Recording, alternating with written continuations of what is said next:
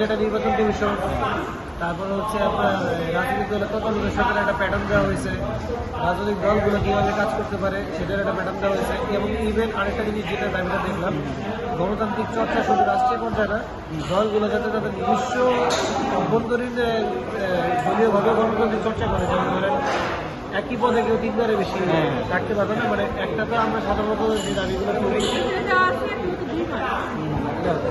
তুমি একটা জিনিস কাজ করবা, তুমি একটা জিনিস আছে বুঝেন, একটা হচ্ছে রাষ্ট্রীয় পর্যায়ে, একটা হচ্ছে দলীয়ভাবে অভ্যন্তরীণভাবে নিজেদের মধ্যে গণতান্ত্রিক চর্চা। যেমন ধরেন নির্দিষ্ট সময়ের মধ্যে কাউন্সিল দিতে হবে, এটা একটা দাবি আছে। যেমন আমাদের দেশে আমরা গণতান্ত্রিক চর্চা বলতে বুঝি রাষ্ট্রীয় পর্যায়ে গণতান্ত্রিক চর্চা, যেমন কেউ একবারে দুবার বেশি প্রধানমন্ত্রী হতে পারবে না, বাদ বাকি তাদের দলের ভিতরে কেন্দ্রের যে দলটা চালাবে এটার ব্যাপারে কিন্তু রূপরেখা আমরা কেউ দিই না। দল যখন বলছে কাউন্সিল দেয়, যখন বলছে কাউন্সিল দেয়, কাউন্সিল 15 বছর আটকে রাখে। আবার দেখা গেছে যে একই লোক 7 বার 8 বার সাধারণ 7 বার 8 বার হচ্ছে চেয়ারম্যান। এই যে এইখানে একটা দাবি, এইটা এই জিনিসটা আমি করে কত বুঝতে পারছি।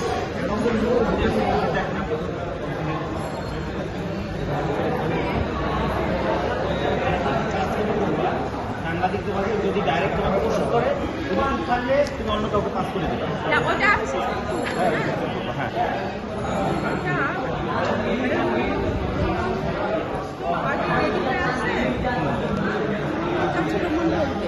হ্যাঁ রুমন বলুন।